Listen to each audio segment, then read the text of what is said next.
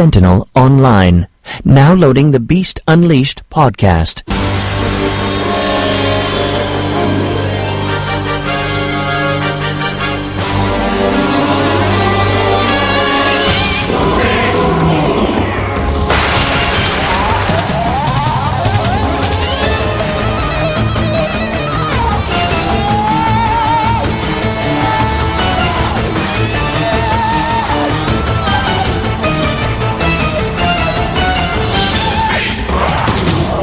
This episode of the Beast Unleashed podcast features Stephen C. Phillips, Mike Blanchard, and Michael Wilson. Hello and welcome to the world's first ever Beast Wars Beast Machines review podcast. This is the Beast Unleashed podcast brought to you by the Geekcast Radio Network. I am your host, TFG and Mike, and I'm joined with Steve Megatron. Hello. Hello. And Pecan Court Michael. Hey, how's it going? It's going. Today we will be covering the final 3 episodes of Beast Wars Season 1. Hey kids, it's PSA time! All of the Geekcast Radio Network podcasts are explicit, so if you're a child under the age of 21, do not listen. 21? That's right. So what you're saying is that if you're old enough to fight for your country, you're not old enough to listen to our podcast? Pretty much. That's just rude. Alright, the reason why I said that is because in light of recent events on the internet over the past week and a half, so I don't really want to get into it because the issue's kind of dead now. Everybody involved is kind of done with it, but, you know, Michael Wilson wanted us to cover our own asses, which I do agree with. I honestly do. I agree with that part. But all of our shows, since the network has been launched, for the most part, are explicit, and pretty much all of them should be tagged explicit throughout. Unfortunately, this show, for some strange reason, is not tagged explicit. Hopefully, Steve will have fixed that issue by the time this episode goes up on Monday. So, suffice to say that we're adult collectors. It says explicit. We're having adult conversations. With Mike. No, it says explicit now, so we don't have to worry about it. Good. Oh, fantastic. Yeah. Okay. So, long story short, without mentioning any schlongs, there was a Transformers collector, a very famous one, on YouTube, having private Skype chats with his schlong. 13, 14-year-old minors. And we want to cover our own asses because we tend to have our minds in the gutter all the time, especially the complainer over there in Chicago, or I should say Highland, Indiana. You know, send all hate mail to Michael Wilson. You know, all I'm saying is that occasionally things may be said by one or more parties that may be construed as adult content. Yes. Especially last week. Exactly. And when all this shit went down was last week, and I thought, oh my god, someone's going to complain about us, or more particularly me.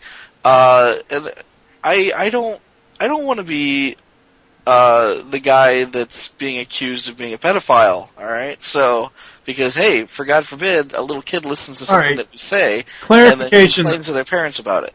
Clarification, though, no one. Those 2 videos that were made by Pia and Octobotamus, neither one of them ever called him a pedophile. So, you know, true, they've made that statement. The backlash was there. Oh, yeah. Oh, no, I agree. Nobody said it explicitly. That said, until the peanut gallery chimed in. Exactly. Yeah. And they threw their peanuts. Exactly. Peanuts or peanuts? And you know, with my luck, I'm going to be the one covered in peanuts. Okay. I don't want peanuts on me. So that said, all of the Geekcast Radio Network podcasts, including the Beast Unleashed podcast, is explicit. If you're a minor under the age of, say, 18, and your parents don't want you subjected to our defecating humor or cursing, please stop. Defecating humor? Shut up. Defecating humor. You know what I mean. Deprecative is the word you're looking for. The thing is tagged explicit with giant letters in red things. If it's red, you don't do it. Red means stop. This is our cover your ass, and it's hereby retroactive for the past 9 episodes. Exactly. Okay. So, now that that's out of the way, Steve, what have you been up to this week? Or since the last time we did one of these shows? Oh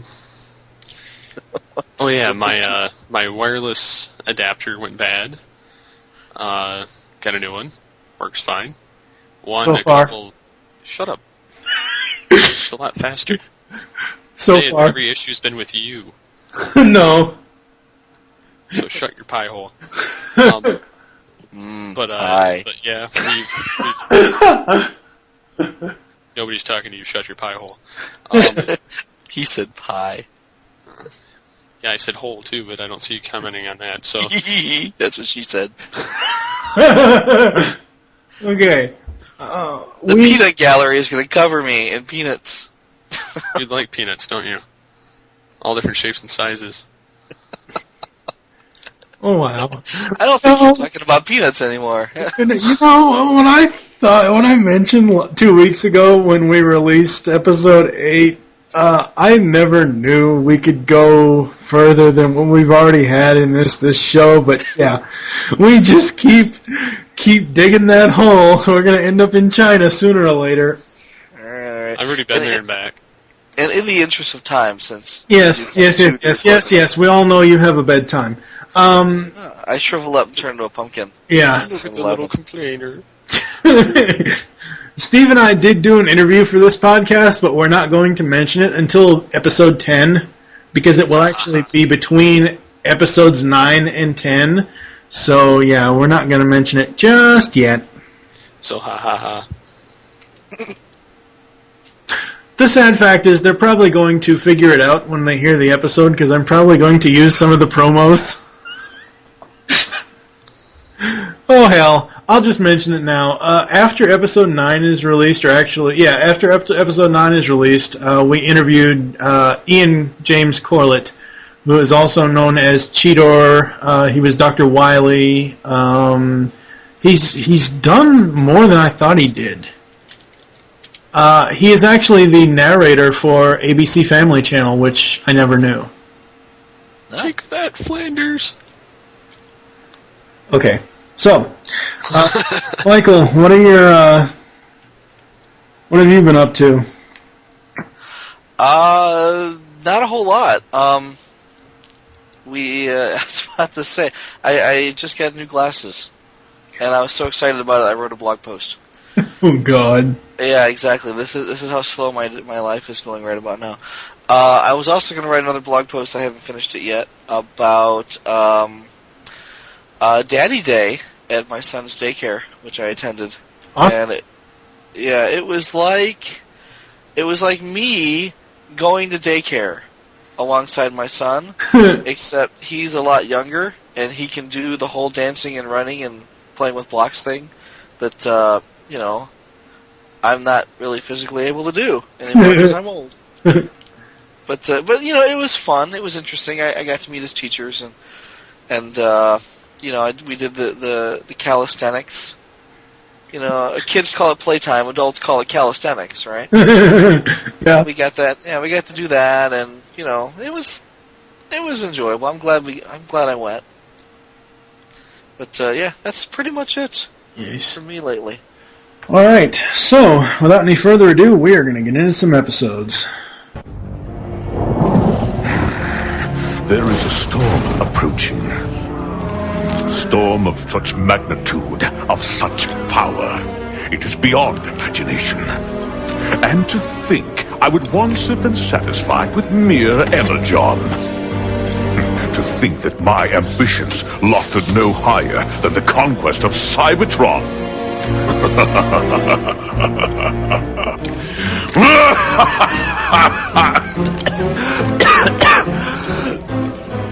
Well, no longer.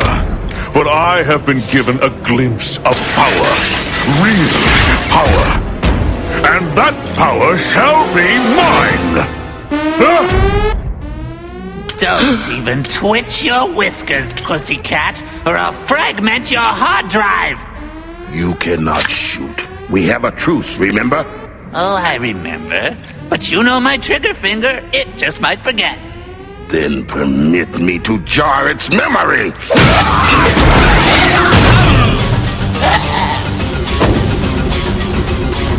Get him!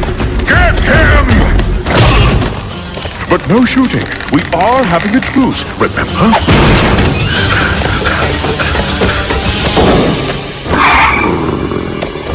You're mine, Stripes! I'll get him! I'll get him!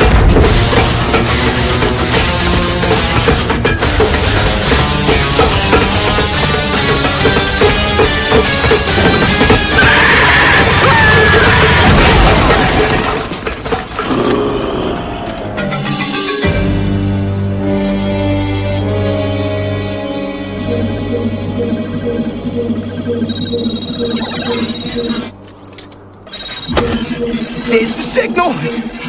Megatron the Barbarian is doing a bailout! Then we're on our way! Optimus Primal, maximize!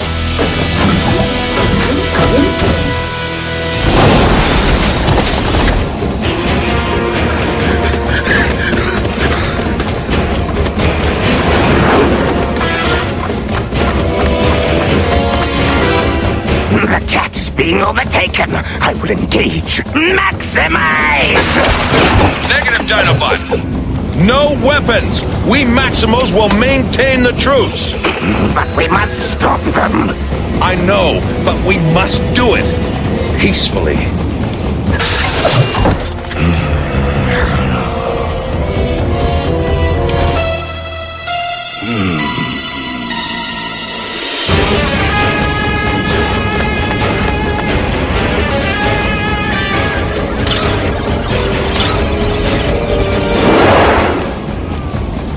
How are we going to handle this? Improvise with what we've got.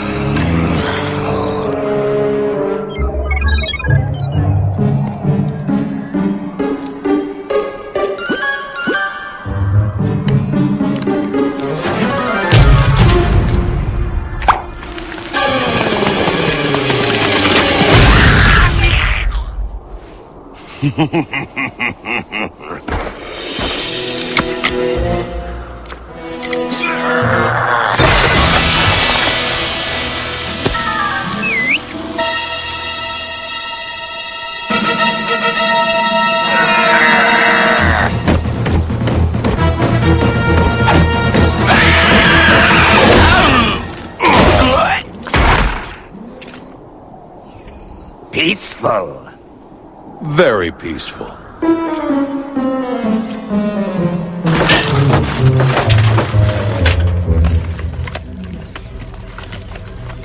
Darn, he got away! It was close, though. Yes. When one is serving bait, presentation is everything.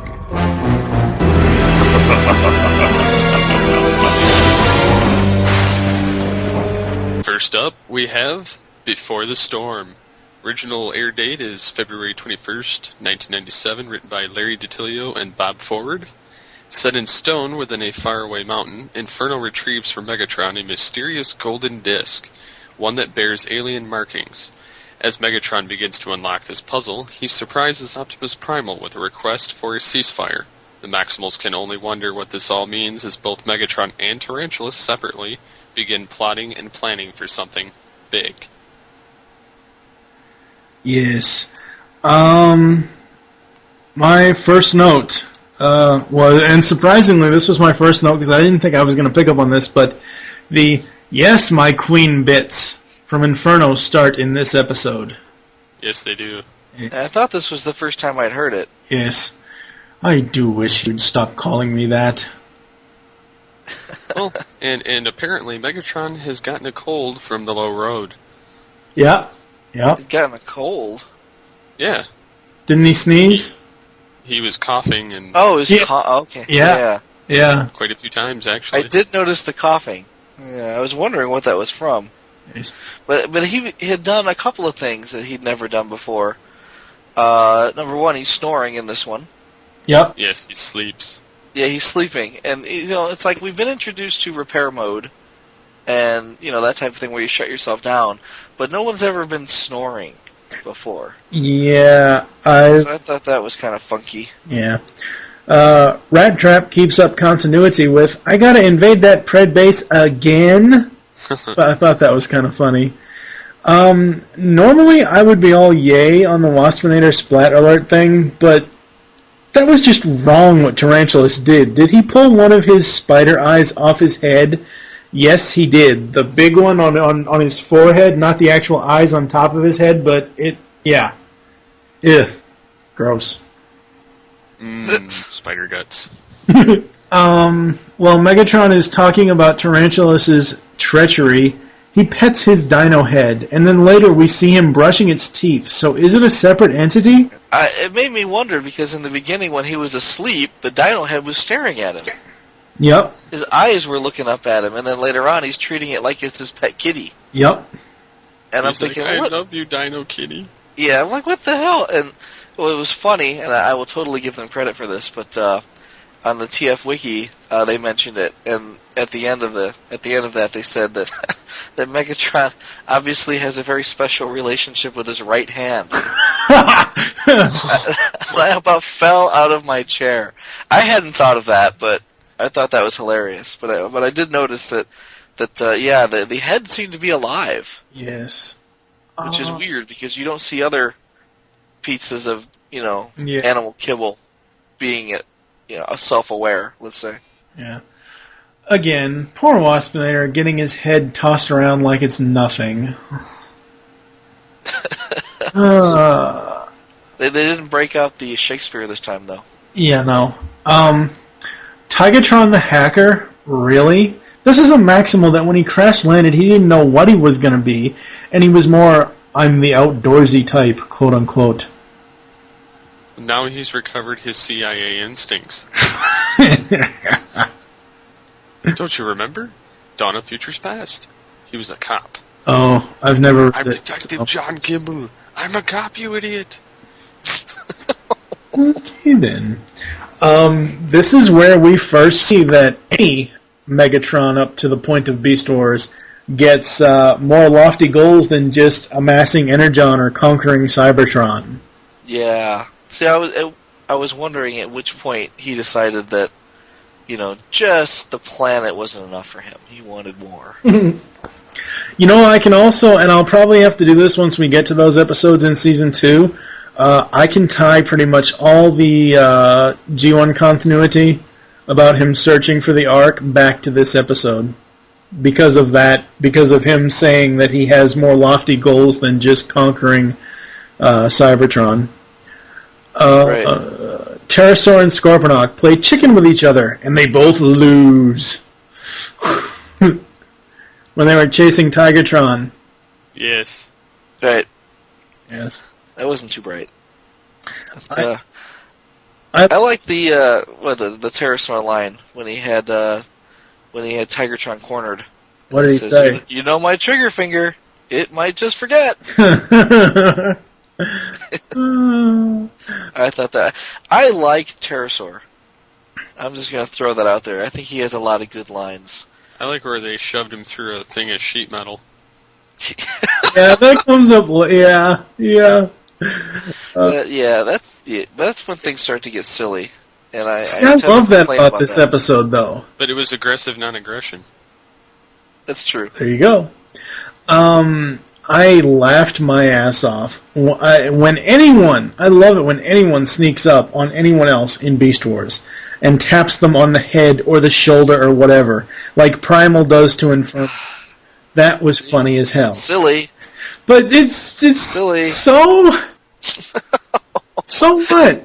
It's well, you know, funny. this is the second time the Primal's done that. Well, yeah, but I think the first time I ever noticed it was when Rat Trap did it to when Rhinox did it to Rat Trap way back in the season premiere, Beast Wars, the two-parter. But anyway, bullfighting Beast Wars style. Dun dun dun dun dun dun. Silly. So, is that all you're gonna fucking say is silly? Come on. Actually, it gets better because there's Pterosaur with his eyeballs bugging out right before he gets swatted. The giant rock falling on Tarantulas and Black Arachnia. Yep. And to top it all off, Pterosaur has a Wile E. Coyote moment. Yeah. Straight out of Acme. You're still missing one. What's the other one? Scorponok's face. Oh, yeah. Oh. Pterosaur. Yeah. And, you know, it's kind of nice that it was, kind of wrapped around this aggressively non-aggressive fight. But, because if it would have been the whole episode, like, what was the last one with the farting? Low Road. Yeah, if it would have been more like Low Road, where it was the whole damn episode of being silly, I would have been, mortally offended. But since this was kind of concentrated in one battle, and the rest of the episode wasn't that bad, so I will give it a pass. Yeah. I like the spiders go squish. Yeah. Like a pancake. This was actually, I don't know if it was me, but when I was watching and pausing and taking notes, it didn't seem like I was watching this episode very long. It was a very fast-paced, but at the same time short episode. It didn't seem like it was a full 22, 23, whatever it is, without commercial, 22-minute episode. That was a good episode. Yes. Yeah, mostly consistent. There's a lot going on in here. Oh, yeah. I mean, you've got, Megatron, who knows pretty much everything about what's going to happen, whether it be, Tarantulas being, Tarantulas, for lack of a better term, or if it's the alien technology popping up, and exactly what the alien technology is supposed to do. I mean, it just seems like he's got a handle on things. And he's got his own, evil Kitty, like Dr. Evil. For a second there, I was gonna reference the Tyranno head as Mad Cat. Oh, yeah, well, alright. Dr. Claw's evil Kitty. Yeah, whatever. That's pretty much all I have for notes, so Steve, what do you have? I liked Megatron's display case. See, I read about that in the wiki, but I didn't see it. I have a picture of it somewhere. Oh, post it. Yeah, I will. He's got a Generation 1 Seeker head on his shelf with an expression of horror on it. Starscream. Yes, it looks like Starscream's, like a, slap in the face to him. There's a replica of Megatron's fusion cannon. There's also a picture of himself, a bowling pin. A bowling pin? Yeah, I have no idea why. There's a bowling pin, though. Okay. And I want to say there's something else there. I can't really remember. But, there's some other crap in there. Kind of like in episodes with Cheetor later, you'll see he's got like an Axelon and Cybertron solar system and whatnot. Yeah. Huh. What else did you like about this one, Steve? It was pretty cool to see the Predacons not have to use weapons, but try and... I mean, it was kind of cool with the Looney Tunes moments because it wasn't completely stupid. It wasn't just mindless shooting and missing like a lot of Season 1 has been. Yeah, it had more of a point, and it was weird to see Megatron go, I really don't care about you anymore. Sorry. He's like, I have better things to keep my time occupied. You are of no bother to me now. Goodbye. Yeah. You were the weakest link. Goodbye. I thought it was funny. Like, do you take me for a fool? And no, I take you for a Maximal. And he's like, you got me there. I can't do anything now because I'm a Maximal. But whereas if Rat Trap were in the, or better yet, even Dinobot, if Dinobot were in the same situation, he'd be like, screw that, I'm going over there to kick all their asses while they're not looking for me. Yep. Kick them in their face. In their face. And then hit them with a shovel. What about you, Michael? What do you got? This is something sad and scary to admit, but the first date movie I was ever on with an honest-to-goodness girl was Johnny Mnemonic. Johnny Mnemonic, yeah. Yeah, and this was a long time ago, and I should have looked to tell you exactly what year it came out, but I forget. 99, I think. Was it 99? I think so. No, 96. No. I remember it was In 96. your face, Flanders. 96? No, it was after that.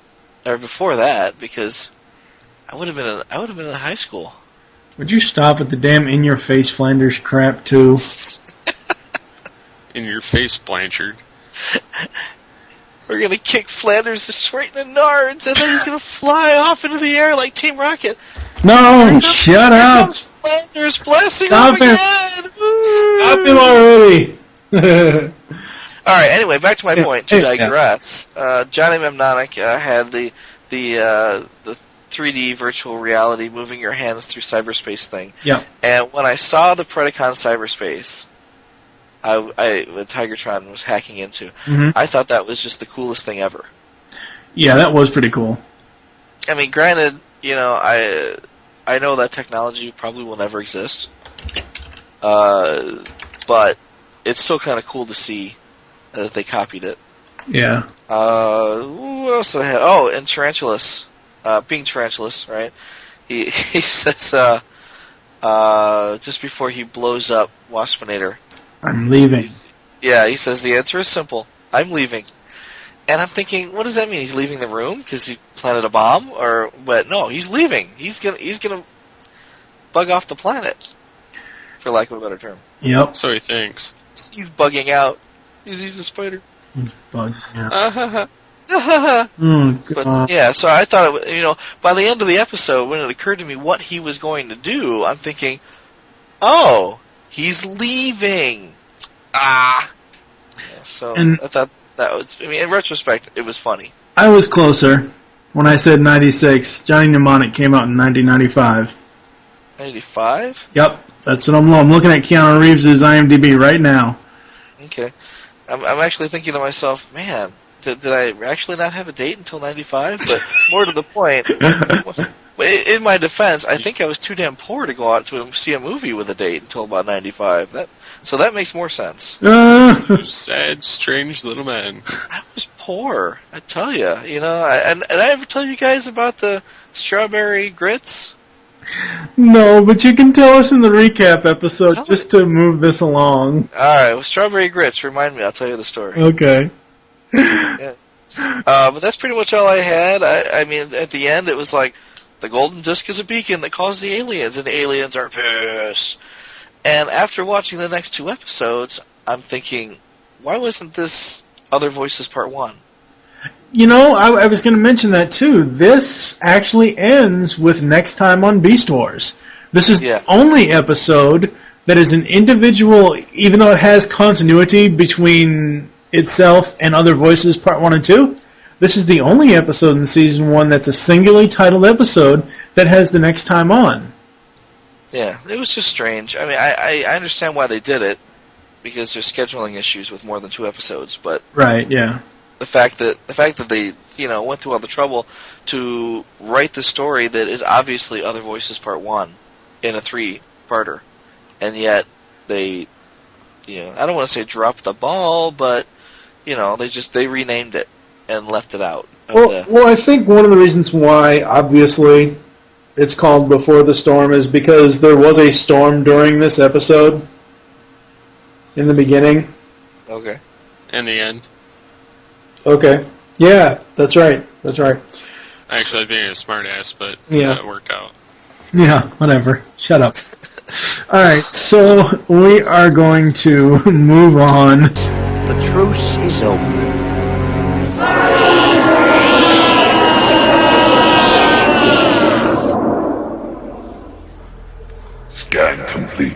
This is the specimen we analyzed before. Who are you?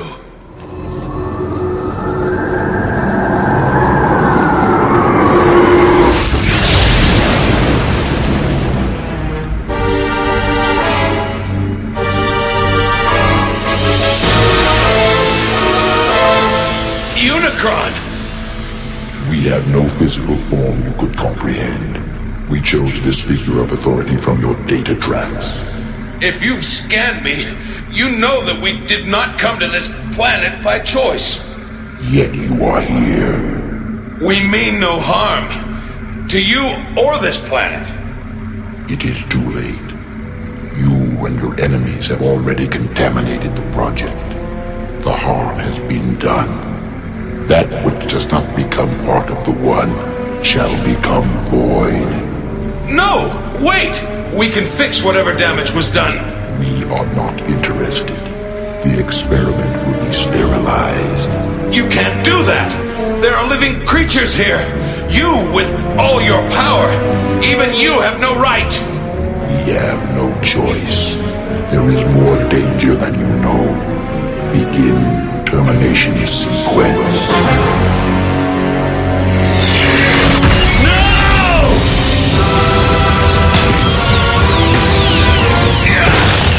Optimus Primal, maximize!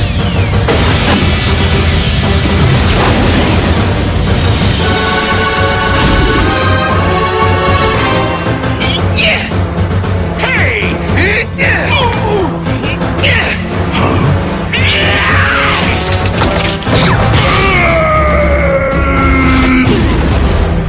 Why, you little... Back off!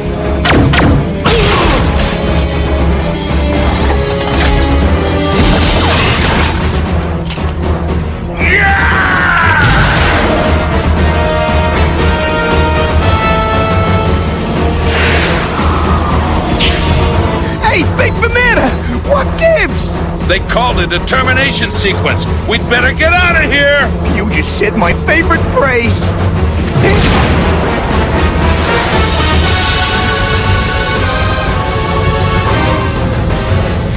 Fortunately, there is still another hand to be played. Next up, Other Voices Part 1. Written by Larry DiTillio and Bob Forward. Air Razor, Rat Trap, and Waspinator converge at the landing site of a mysterious blue orb, sent there by their respective commanders under their assumption that the unseen aliens are playing another hand in their grand scheme.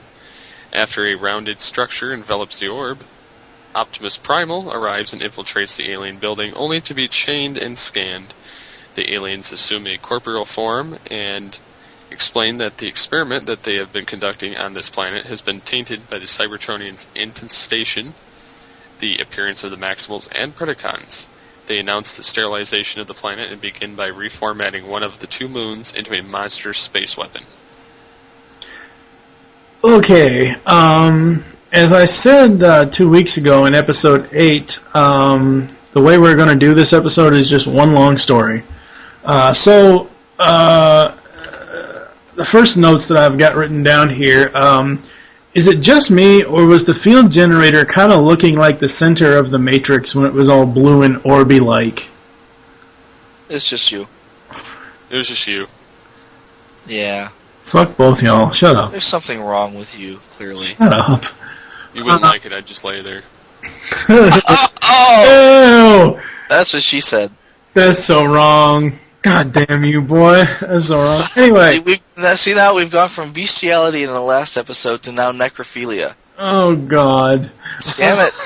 Damn it, Steve. Okay, Rat Sorry, Trap. I saw the hole, I had to just, Plug it. Oh, God. Anyways. We're not plugging any dead holes here. Right? Dead hoe? Who's a dead hoe? Dead hoe? That would be Steve. Anyway. I didn't do anything to him while he was buried in the backyard, I swear. All right? Liar.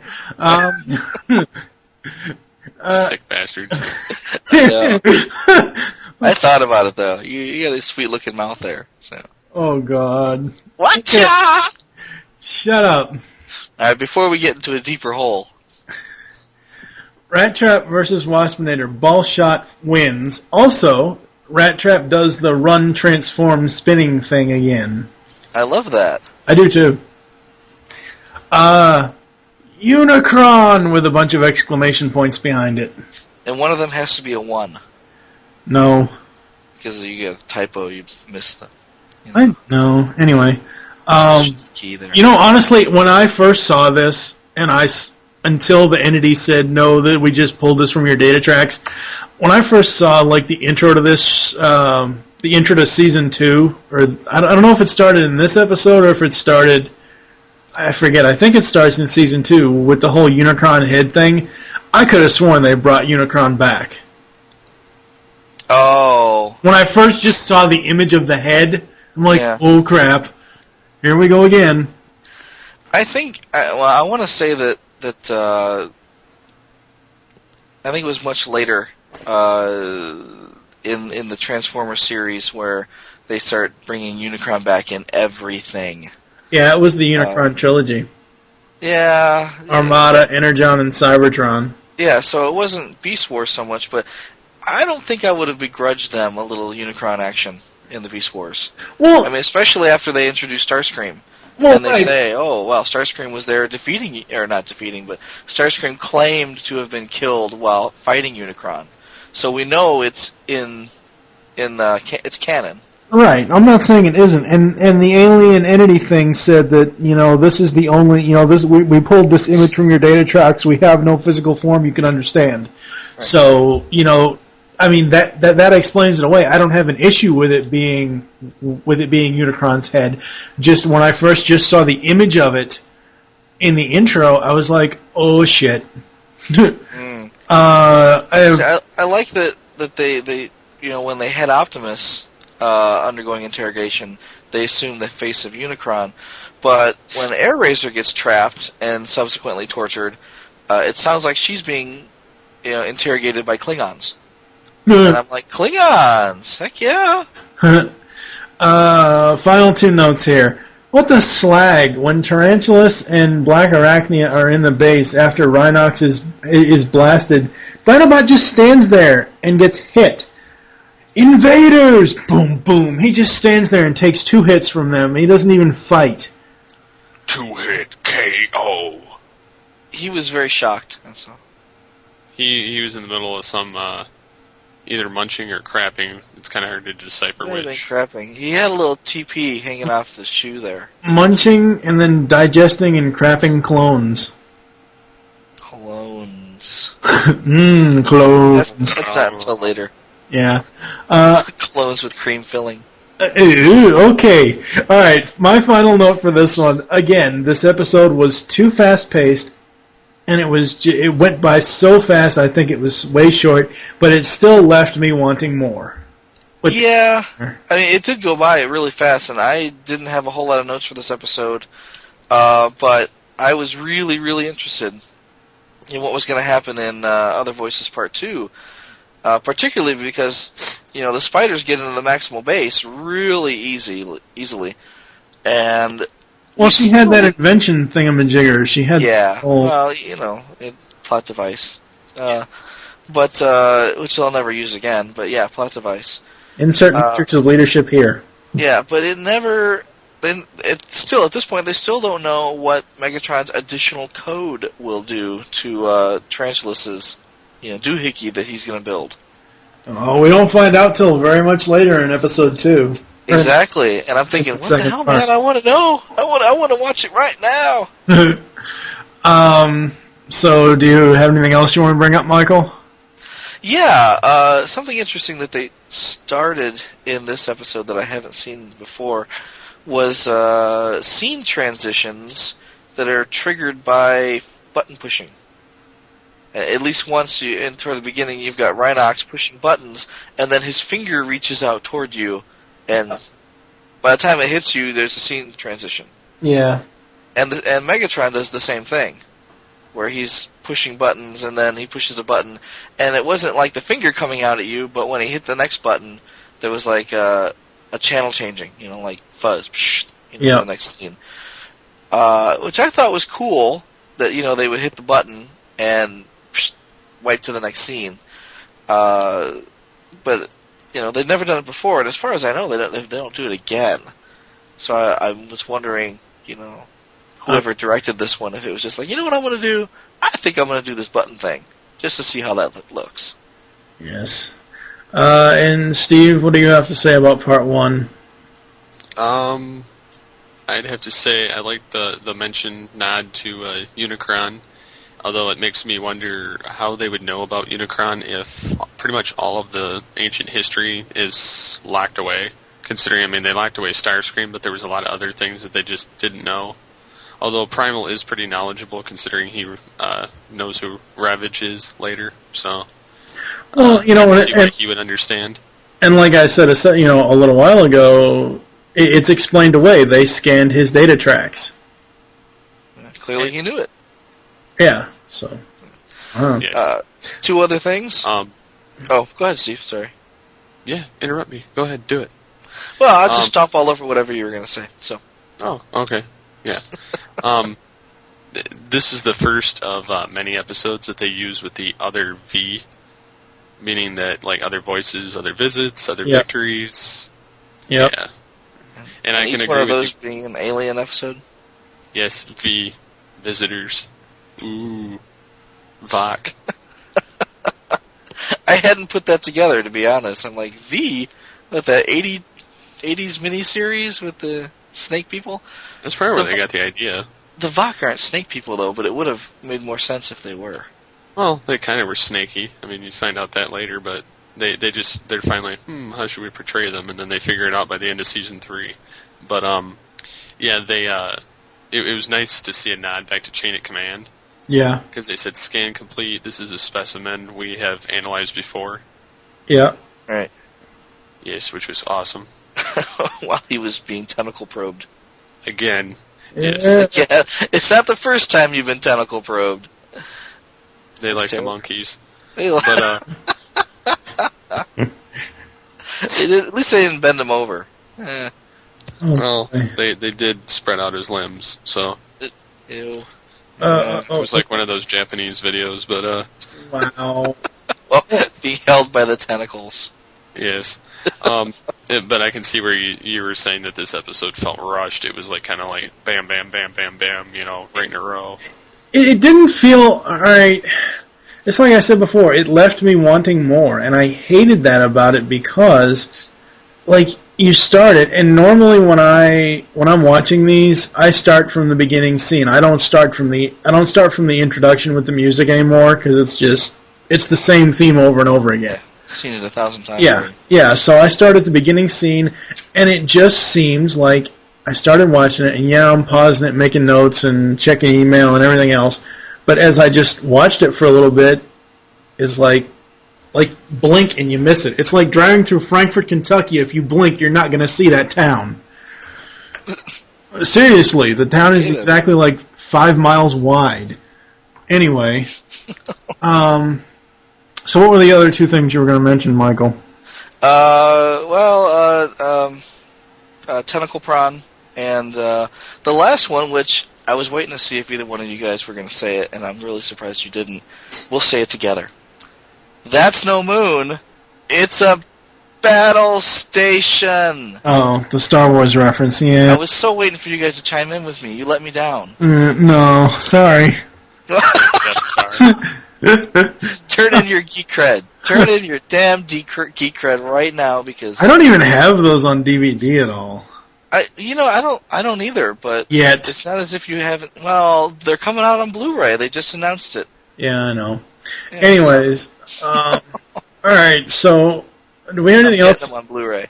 Do we have anything else we want to say about part 1? One more time. That's no moon. That's a battle station. It's a battle station. That's right. The alien. Yes, I get my geek card back. But the alien moon is the start of global warming. Yeah. Clearly, it's shooting fluorocarbons all over the planet, and hydrofluorocarbons. Energy beam that transforms the energon into stable cubes or destroys it with heat. That battle station is deflowering that planet. It did kind of look like a big metal flower. Yeah, pretty much. After it spread open. Yeah. Boy. Shots. Spreading your legs to... Yeah. And once it looked like after sex, it looks like a bulldog eating mayonnaise. Oh, God. Okay. Moving on to Other Voices Part 2. Take it away, Steve. Let me read the description and shut your pie hole. Hi. Other Voices Part 2. The Planet Buster moon begins its vaporization of all energon deposits on the world below.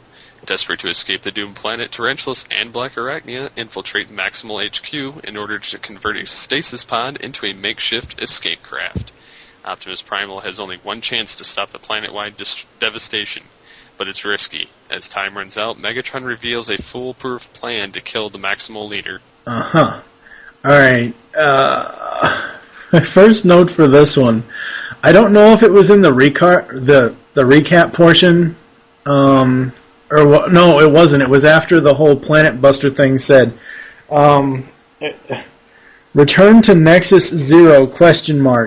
At least they didn't say Nexus Maximus, Yeah, which is an adult toy. Exactly. Mm-hmm. More romantic babble between the spiders, meh. Tarantulas on fire, awesome. Love that. That was cool. That was so fucking awesome. That didn't look like 3D fire either. That looked like actual flames. And when he ran by, I was like, how did they do that? Yeah. In all caps, never enter a spider's body. Never.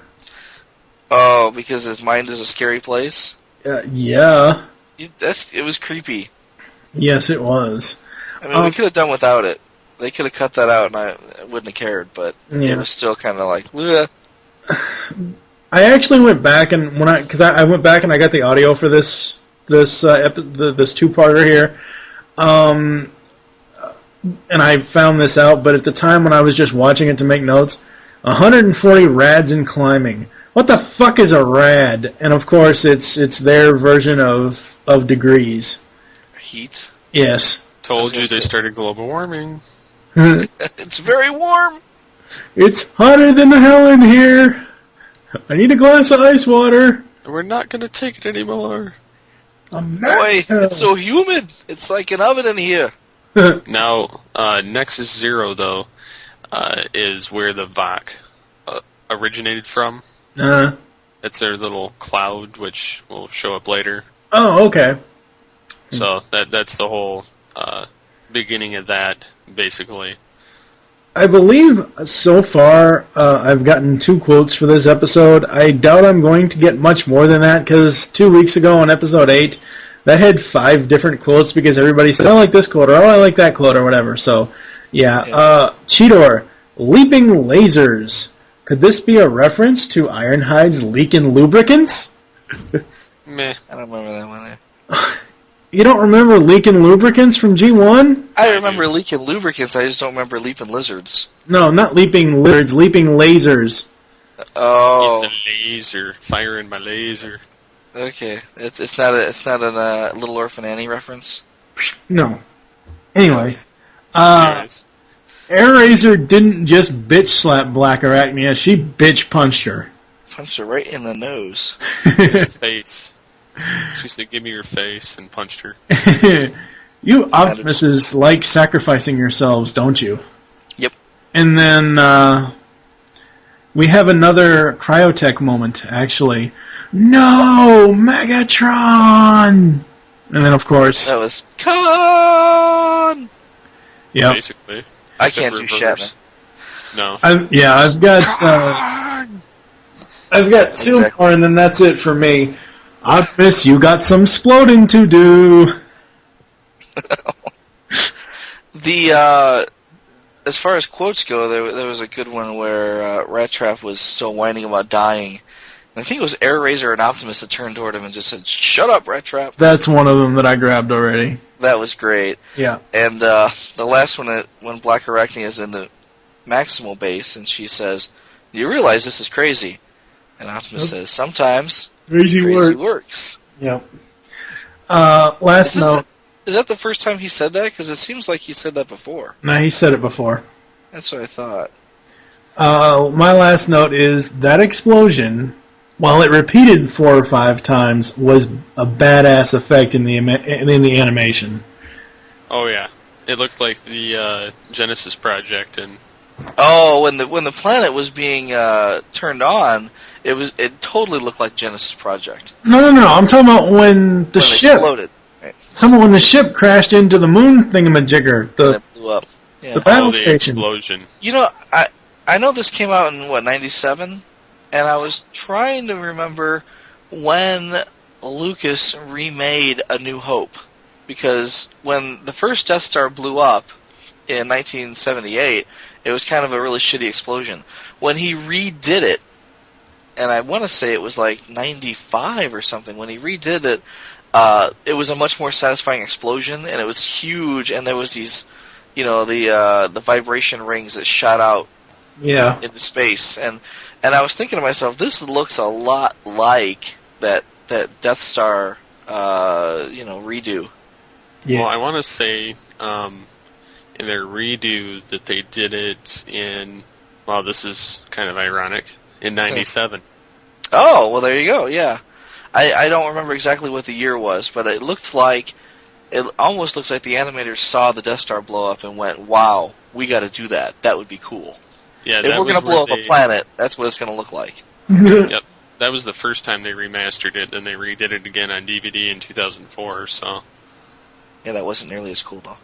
No, they had to gay it up a little bit. But anyways,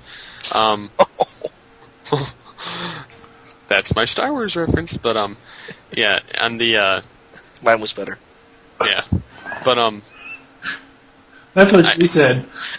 Oh! Your mom. Anyways, That's what your mom said? Steve, anyways, what are your thoughts on this part? I'm jumping back to it. If people would stop. Get in here. And I'm cutting the point. Your mom said Nexus Maximus? What? Oh, God. Everyone argues over who's going to sacrifice themselves. Well, quit playing with your leaking lubricants and listen. My leaping laser is leaking lubricant. Fire in your laser now, shut up. Nexus Zero was also mentioned in TF Animated. Was it? Yes. Society of Ultimate Villainy, where Swindle activated a force field to shield himself. He claimed to have gotten this from the VOC in Nexus Zero and recommended that they go there. Yeah, okay. Yes, so there is other reference. Larry DiTillio also intended this to be the VOC Nebula, where it's basically the same as the Matrix. See, I told you that thing in the beginning of the first part looked like the center of the damn Matrix. That thing. Anyway, what else you got, Steve? Where the tiger and the cheetah are outside looking at the planet buster, and then the little lasers coming down, and the entire thing's completely like whitish blue. Mm-hmm. It looks like a giant like sucker. Just that scene. It looks like two cats looking at a giant sucker sitting in the sky. Okay. Wow. Shut your pie hole. Anyways, I just said wow. Shut up and give us your damn thoughts already. I like where Black Arachnia grabbed Inferno's gun and then shot him in the face. And Inferno's just kind of bent down like, alright, I'll take it. She took him out pretty easily. I know, he just stood there and stared at her and went, ugh, and then just got blasted. He saw it coming. Yeah, he's like, son of a bitch. Yeah. Yeah. Oh, I like this particular quote from the episode. Brilliant. They're causing a chain reaction which will rip this planet to atoms and destroy all traces of them, simply to deal with us.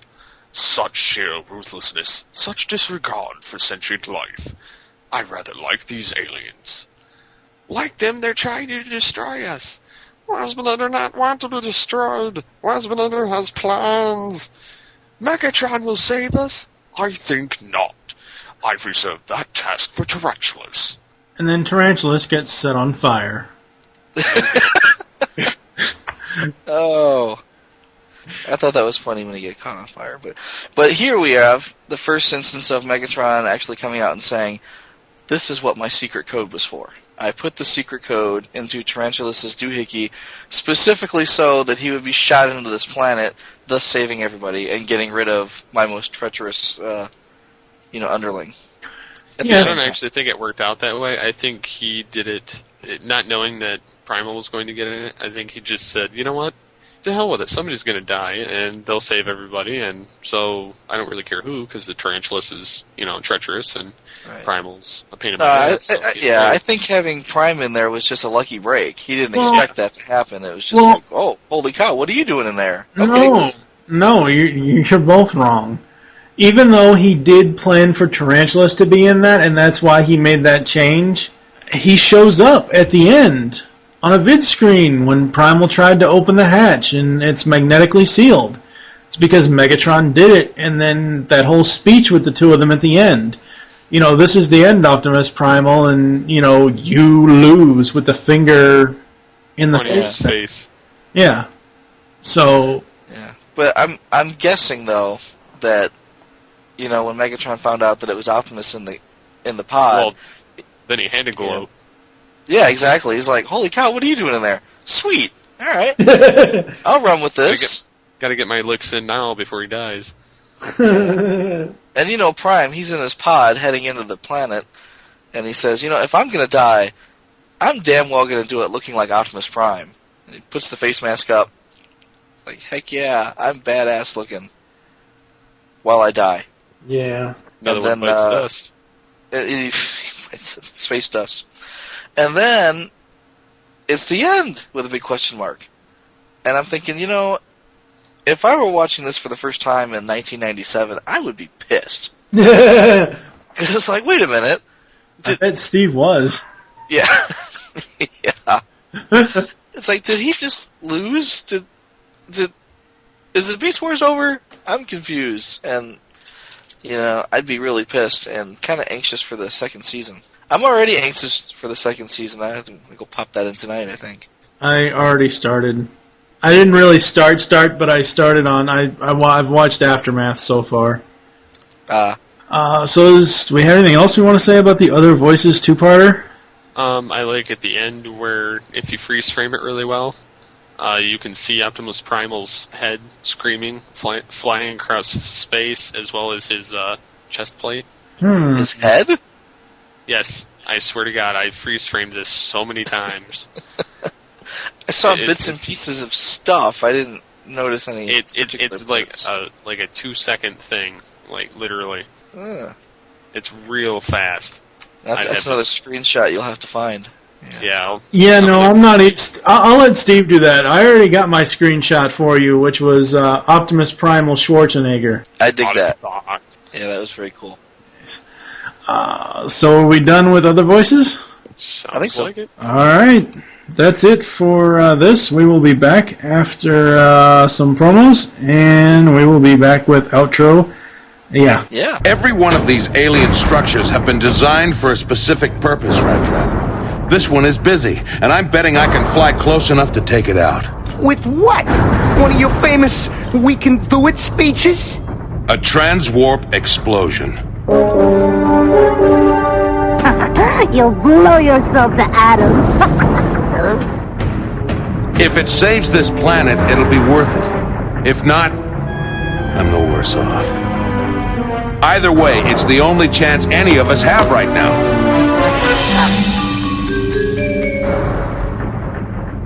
Unhand me, pussycats. I've got work to do. You can't do this, Big Bot. I'll fly the ship. No, let me. I owe this world. I'm grateful, but only a flyer has a chance of getting clear of the blast. Exactly, but I'm the one to go. Well, what about you, Rat Trap? Hey, suicide ain't in my job description. Or mine. Now start rigging an auto charge on that transwarp cell. I'll need about 30 nanoclicks to clear the ship. You got it!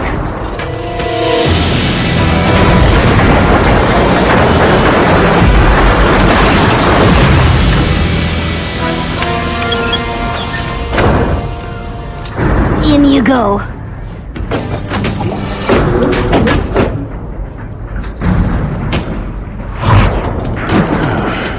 Cozy. Just like a coffin. You realize this is crazy. Sometimes crazy works. Thanks for your help. Better you than me.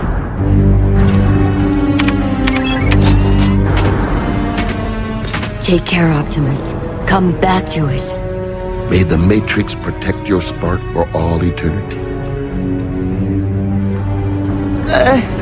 Just in case you don't come back, can I have your quarters? No. Whatever happens out there, I want you to know that you're the finest crew I've ever served with.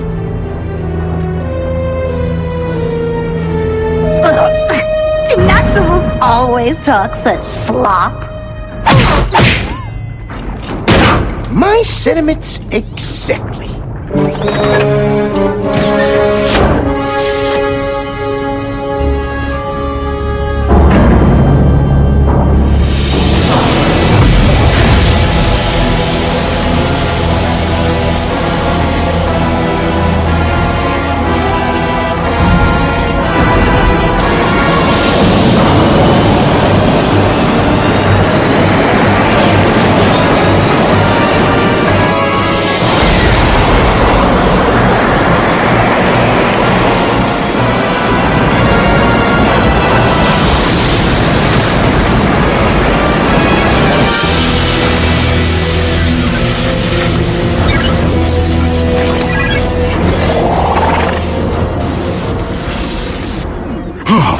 By the pit, the command codes have been changed. Optimus is flying the ship.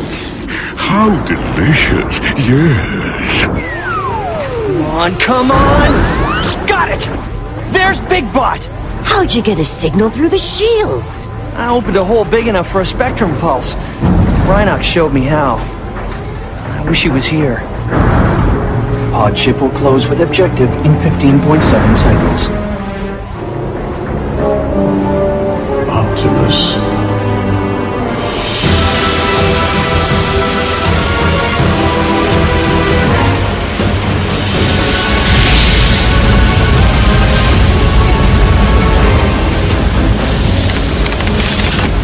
Nearly there.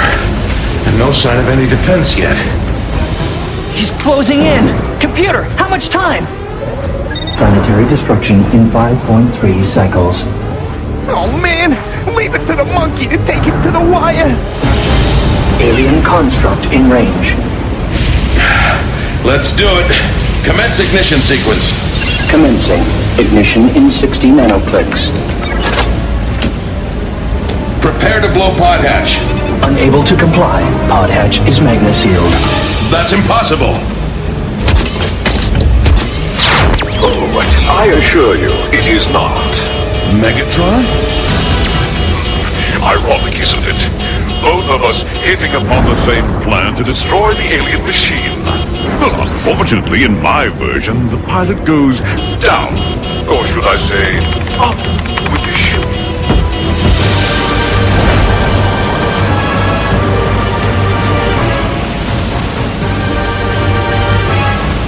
He's almost inside the alien structure. Why doesn't he ditch? Oh, come on, fearless leader. Get it in gear. Too late. Goodbye, Optimus. Oh, you Optimuses do love to sacrifice yourselves, don't you? Fortunately, this time your foolishness will destroy you and your Maximals. The Beast Wars are over, Optimus. You lose. We'll return to the Beast Unleashed podcast after this. Yes, my queen. I wish she wouldn't call me that. Now we can all get reduced to hot burning slag together. Shut up, Rat Trap! Hey, this is Cheetor, and you're listening to the Beast Unleashed podcast. Ultra Gear. Now, back to the Beast Unleashed podcast. So that pretty much does it for Season 1. Thank you for joining us here on the Beast Unleashed podcast. There are several ways to get in contact with us or leave feedback for the show. Visit the website, geekcastradio.com. Join the forums, PredaconEmpire.com/Nexus. And no, we are not maximized. Leave the show feedback in iTunes. Please do this. Follow us on Twitter. Beast Unleashed is the show Twitter. TFG1Mike is mine. Michael, what is your Twitter? Pecan Court Michael. And Steve? SCP-21. Become a fan on Facebook. Search Geekcast Radio Network. Call the voicemail line and tell us the show you're leaving the message for and your name. 502-526-5821. We hope you enjoyed this episode of the Beast Unleashed podcast. Join us next time when we will be recapping Beast Wars Season 1. For now, I am TFG1 Mike with Steve Megatron Phillips. And Michael Wilson. Thank you for listening. Until next time.